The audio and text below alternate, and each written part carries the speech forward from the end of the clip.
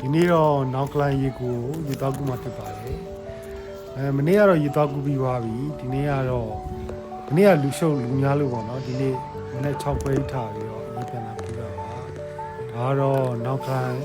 ရေကူရဲ့ရှုခင်းလေခွင်းတွေဖြစ်ပါတယ်ရေကူမှာတော့ဒီဘက်ချမ်းကတော့ကလေးလေးကူရဲ့ခံပြီးတော့ဟိုဘက်ချမ်းကတော့လူကြီးရဲ့ကူရဲ့ခံပါတော့လူကြီးရဲ့ကူရဲ့ခံကတော့10ပေလောက်နဲ့တယ်ဒီဘက်ချမ်းကတော့ဒီ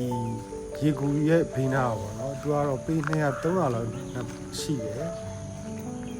နောက်ကလိုင်းရေကူရဲ့ရေရောင်ကတော့အခုမြင်နေရတဲ့အတိုင်းပဲပေါ့နော်ပြားလဲလဲရောင်လေးဖြစ်နေမသိရင်ရေပြားလေးလိုပဲအခု